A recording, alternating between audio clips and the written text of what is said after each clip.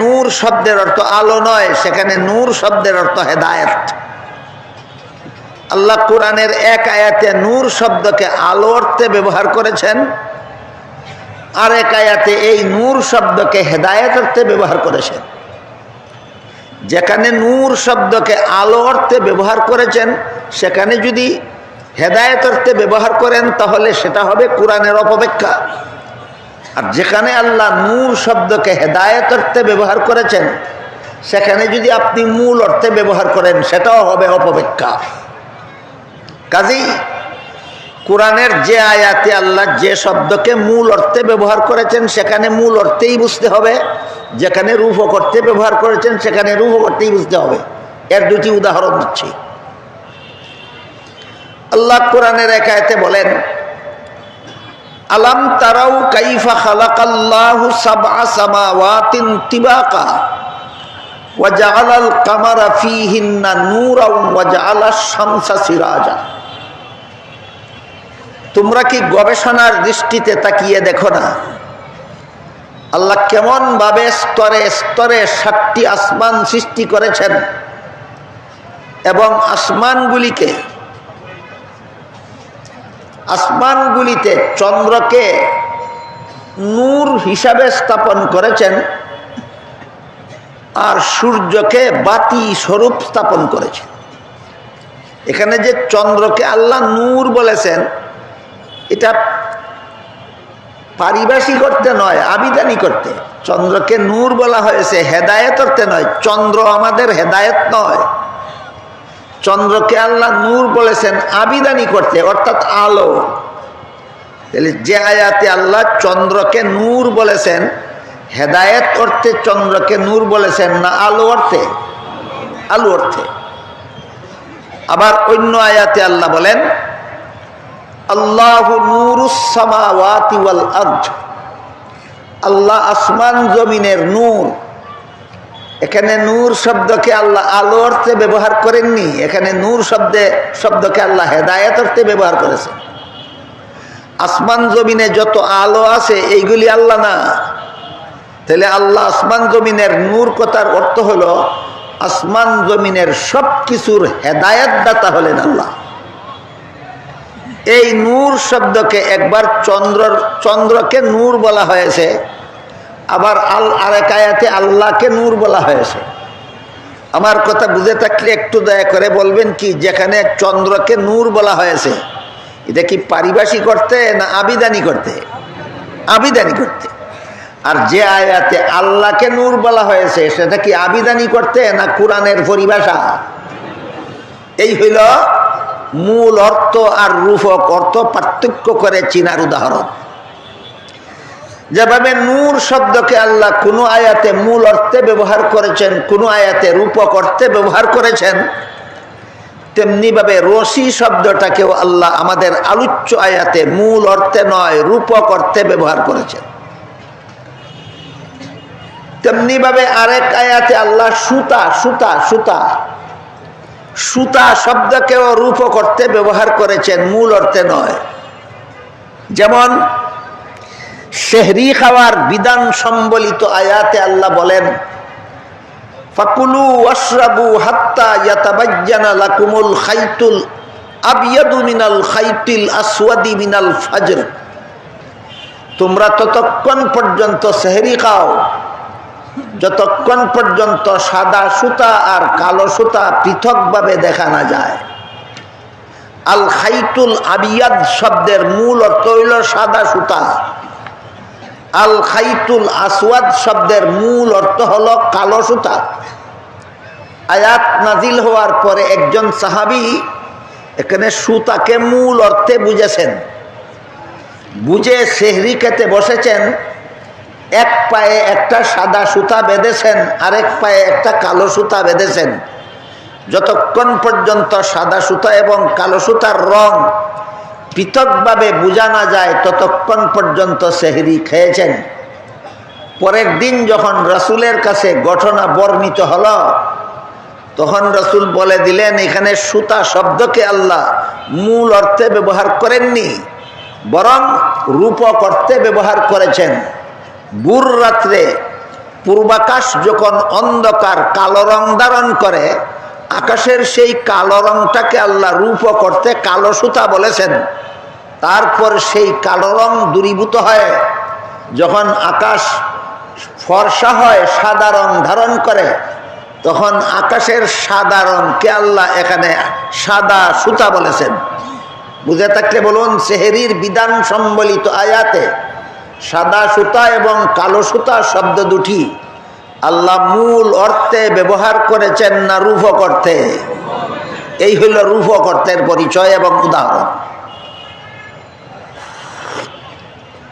ঠিক তেমনি ভাবে আমাদের আলোচ্য আয়াত সূরা আলে ইমরানের 103 নম্বর আয়াতে যে আল্লাহ বলেছেন, ওয়াতাসিমু বিহাবলিল্লাহি জামিআন ওয়ালা তাফাররাকু, তোমরা আল্লাহর রশিকে শক্তভাবে ধারণ করে ঐক্যবদ্ধ হও।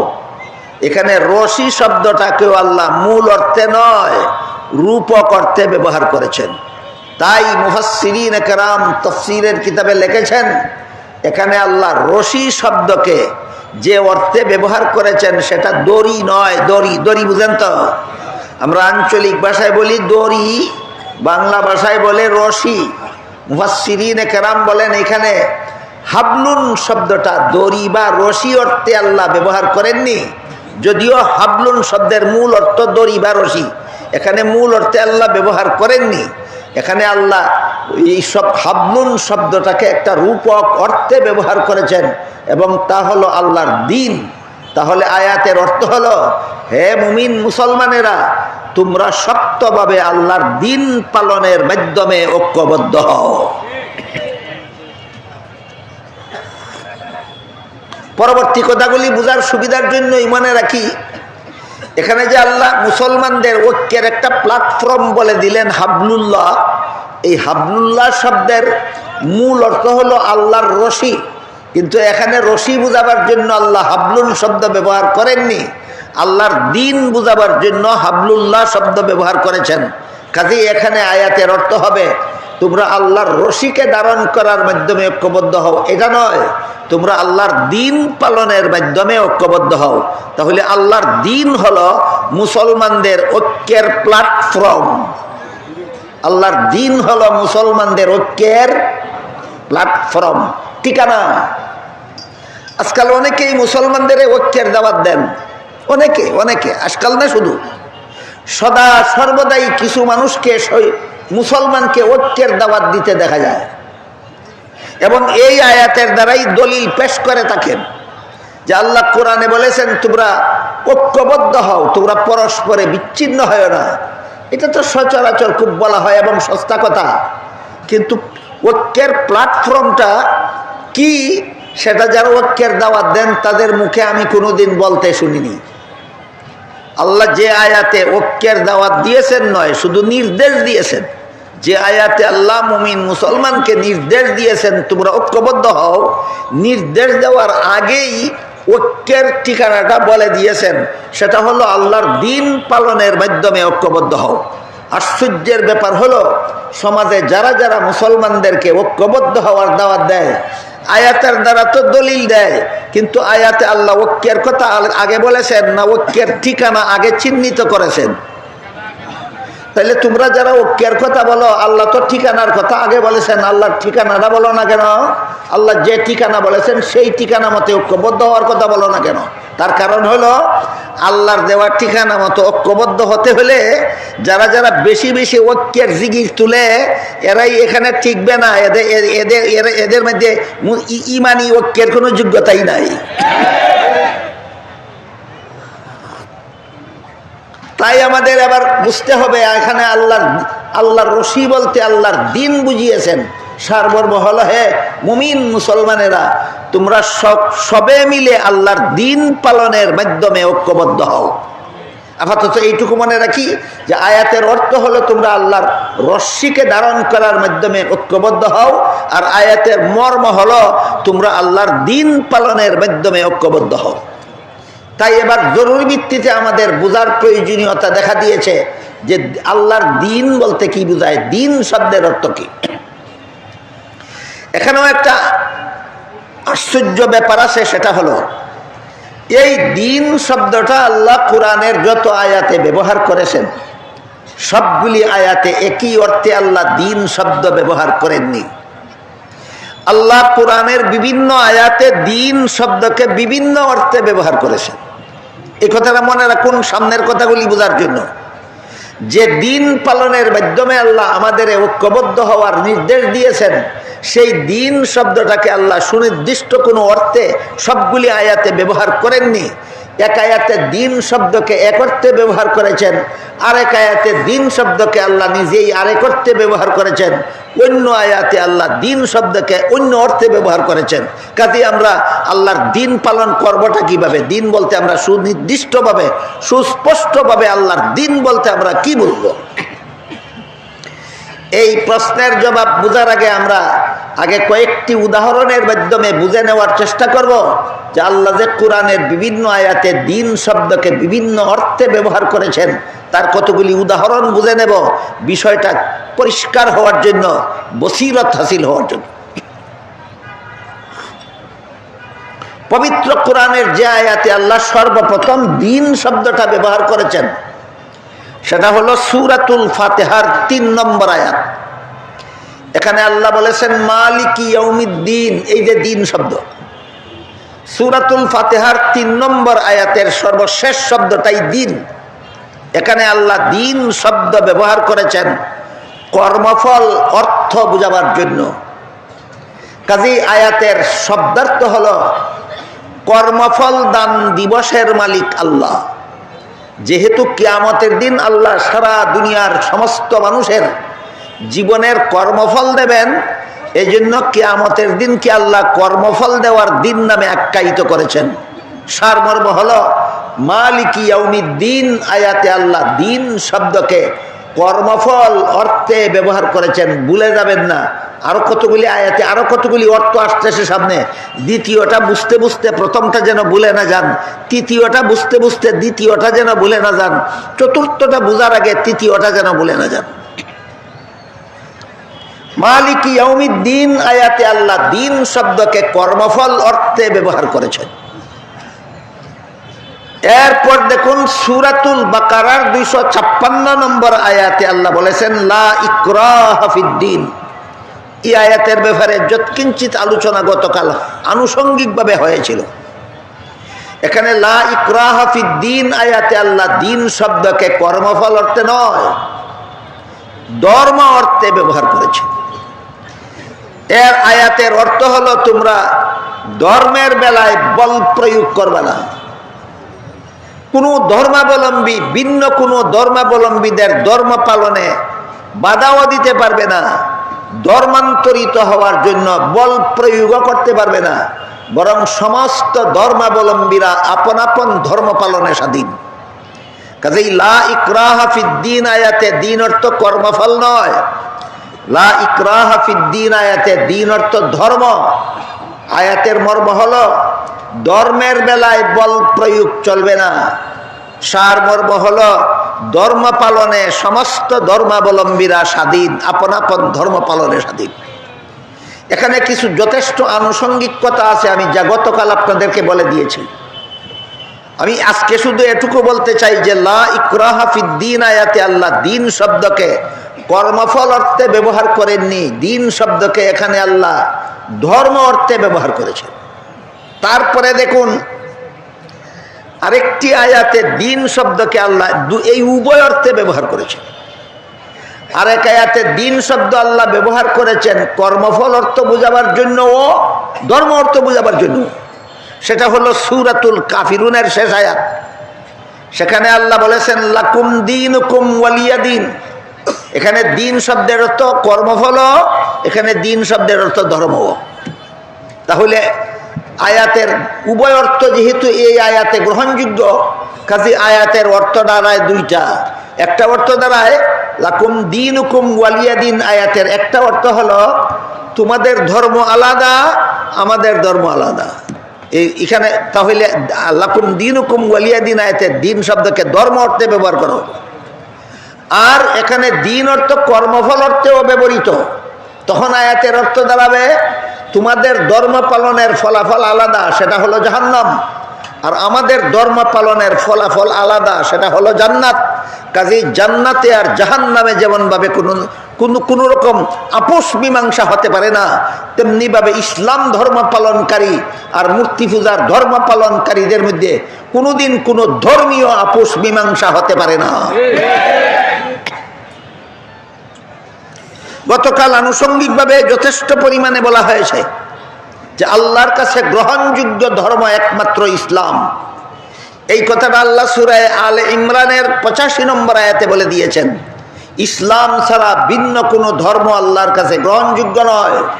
সুতরাং আল্লাহর এই ঘোষণাটাকে কৌশলে পাশ কাটাবার জন্য নতুন একটা কথা আবিষ্কার করা হয়েছে, সেটা হলো ইসলাম শ্রেষ্ঠ ধর্ম।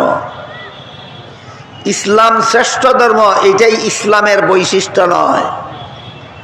ইসলামকে শ্রেষ্ঠ ধর্ম বললে মর্ম দাঁড়ায় বাকিগুলি ধর্ম, তবে শ্রেষ্ঠ নয়। ইসলামকে শ্রেষ্ঠ ধর্ম বললে মর্ম কি দাঁড়ায়? বাকিগুলিও ধর্ম, যদিও শ্রেষ্ঠ নয়। এটা সূরা আল ইমরানের 85 নম্বর আয়াতের সাথে সম্পূর্ণ সাংঘর্ষিক। সুতরাং ইসলাম শ্রেষ্ঠ ধর্ম, এটা ইসলামের বৈশিষ্ট্য নয়। ইসলামের একমাত্র বৈশিষ্ট্য হলো, ইসলাম ছাড়া আর কোনো ধর্মই গ্রহণযোগ্য নয়। পার্থক্য আছে কিনা দুই কথায়?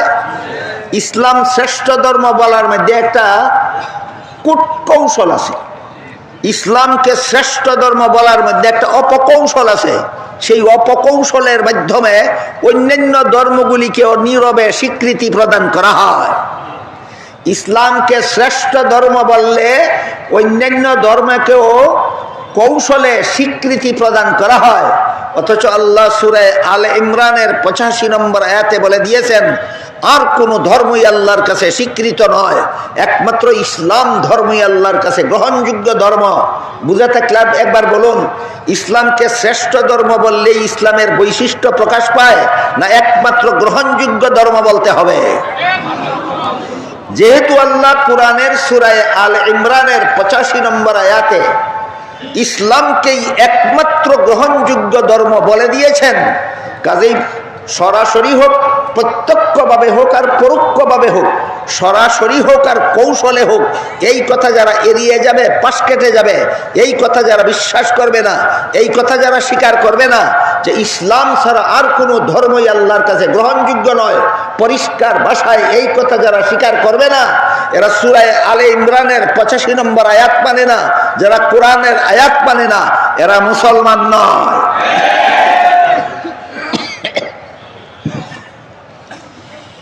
তিনটি উদাহরণ পেশ করলাম আপনাদের সামনে। মালিকি ইয়াউমিদ্দিন আয়াতে দিন অর্থ কর্মফল, লা ইকরাহা ফিদ্দিন আয়াতে দিন অর্থ ধর্ম, লাকুম দীনুকুম ওয়ালিয়া দিন আয়াতে দিন অর্থ কর্মফল ধর্ম, লাকুম দীনুকুম ওয়ালিয়া দিন আয়াতে দিন অর্থ ধর্ম কর্মফল। তারপরে দেখুন সূরা শুরার 13 নম্বর আয়াতে আল্লাহ বলেছেন আকিমুদ্দিন, এখানেও দিন শব্দ আছে, কিন্তু এখানে দিন শব্দকে আল্লাহ কর্মফল অর্থেও ব্যবহার করেননি, ধর্ম অর্থেও ব্যবহার করেননি। সূরা শুরার 13 নম্বর আয়াতে যে আল্লাহ বলেছেন আকিমুদ্দিন, এখানে দিন অর্থ কর্মফল নয়, দিন অর্থ ধর্মও নয়। এখানে দিন শব্দকে আল্লাহ ইসলামের সহি আকীদা অর্থ বুঝাবার জন্য ব্যবহার করেছেন। সহি আকীদা কোরআনের ভাষা, বাংলায় বলতে পারেন বিশুদ্ধ মতবাদ। আকিমুদ্দিনের অর্থ হলো তোমরা যারা মুসলমান হওয়ার দাবি করো, তোমরা ইসলামের বিশুদ্ধ মতবাদে অটল থাকো। আল্লাহ মুসলমানদেরকে সম্বোধন করে নির্দেশ দিচ্ছেন, হে মুসলমানেরা, তোমরা ইসলামের বিশুদ্ধ মতবাদে অটল থাকো। সুতরাং সূরা শুরার 13 নম্বর আয়াতে যে আল্লাহ বলেছেন আকিমুদ্দিন, এখানে দিন অর্থ ধর্মও নয়, এখানে দিন অর্থ কর্মফল নয়, এখানে দিন অর্থ ইসলামের বিশুদ্ধ মতবাদ। কেন আল্লাহ এই নির্দেশটা দিলেন? কারণ রাসূলের যুগে এমন যথেষ্ট পরিমাণ মানুষ ছিল যারা নিজেদের ধর্ম ইসলাম বলে দাবি করত কিন্তু ভ্রান্ত মতবাদে বিশ্বাসী ছিল।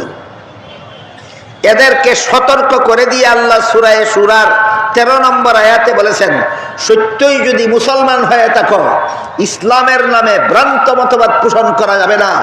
সত্যই যদি ইসলামের অনুসারী হয়ে থাকো তাহলে ইসলামের বিশুদ্ধ মতবাদে অটল থাকো। যেমন ভাবে এমন লোক নবীর যুগেও ছিল, নিজের ধর্ম ইসলাম বলে দাবি করত কিন্তু ভ্রান্ত মতবাদে বিশ্বাসী, তেমনি ভাবে সর্বযুগেই এমন কিছু কুচক্রী লোক পাওয়া যায় যারা দাবি করে আমাদের ধর্ম ইসলাম, আমরা মুসলমান, কিন্তু এদের মতবাদ ভ্রান্ত। আমাদের বর্তমান যুগে, আমাদের বর্তমান মুসলমানের সমাজে ইসলামের নামে এমন ভ্রান্ত মতবাদীদের অভাব নাই। ইসলামের নামে ভ্রান্ত মতবাদীদের অভাব নাই। শুধু এদের বিবরণ দিয়া সারা রাতেও শেষ করা যাবে না। বর্তমানে মুসলমান সমাজে ইসলামের নামে কত ভ্রান্ত মতবাদ পোষণকারী দল আছে। বর্তমান মুসলমান সমাজে ইসলামের নামে কত ভ্রান্ত মতবাদ পোষণকারী ব্যক্তি আছে। এদের পরিচয় বলতে থাকলে রাত পোহায় যাবে, এদের পরিচয় শেষ হবে না। তাই আমি আজকের মতো ইসলামের নামে ভ্রান্ত মতবাদ পোষণকারী দুইটা দলের পরিচয় আপনাদের সামনে তুলে ধরছি।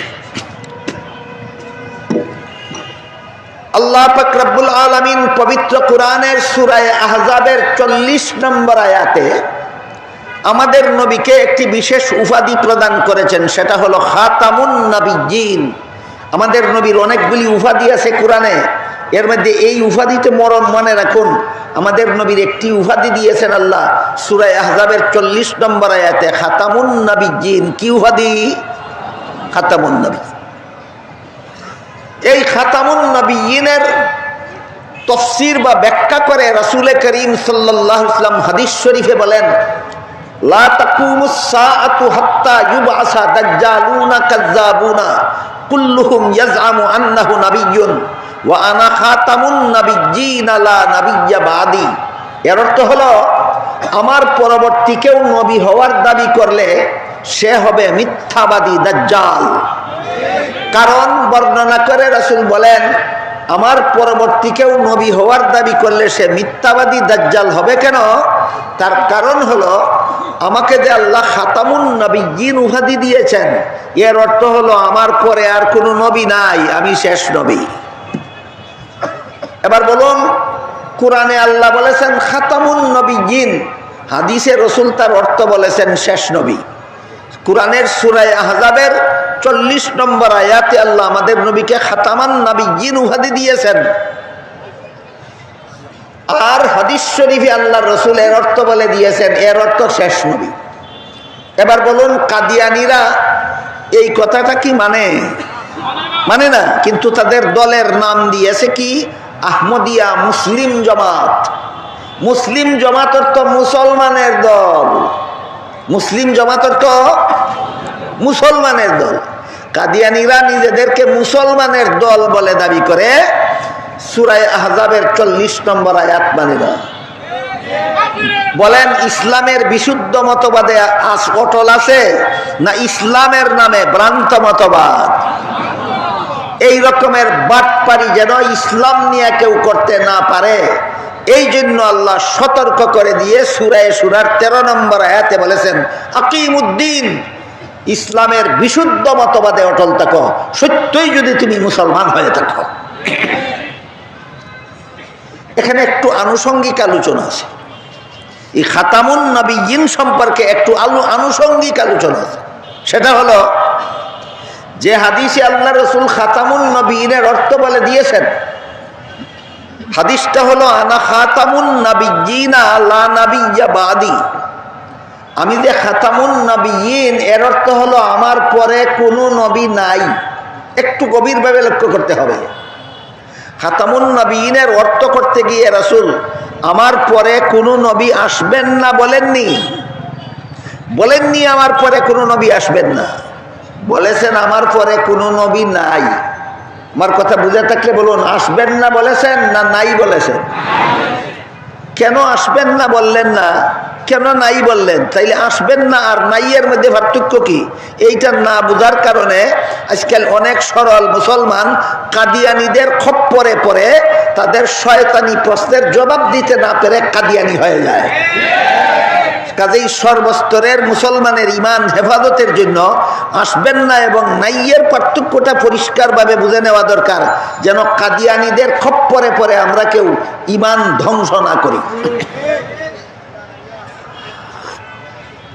যদি রাসূল বলতেন আনা খাতামুন নাবিয়্যিনা লা ইয়াজিআ নাবিয়্যুম বাদি, এভাবে যদি বলতেন তাহলে হাদিসের অর্থ হতো আমার পরে কোনো নবী আসবেন না।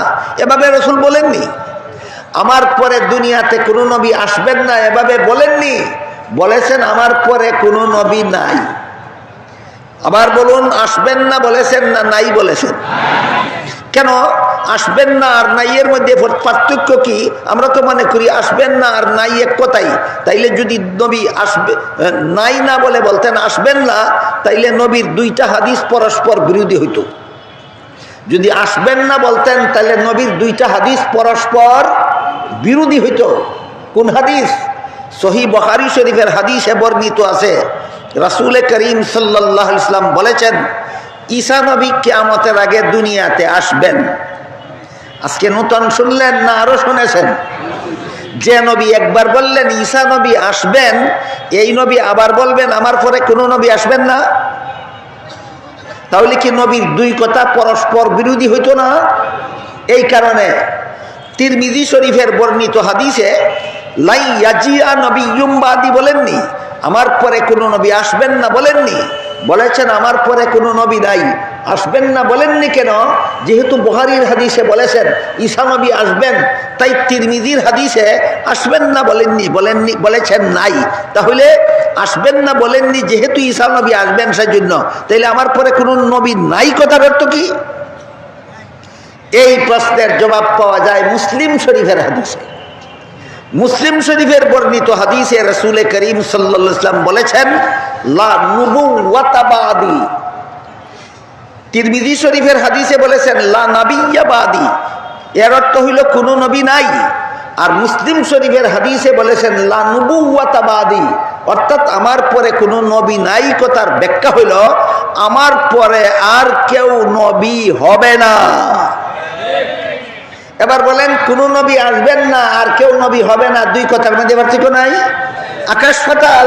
ঈসা নবী আসবেন এই জন্য কোন নবী আসবেন না বলেননি, কিন্তু এই ঈসা নবী আসবেন ছাড়া আর কেউ নবী হবে না এটা বোঝাবার জন্য নবী আসবেন না না বলে তিরমিজির বর্ণিত হাদিসে কোন নবী নাই বলেছেন।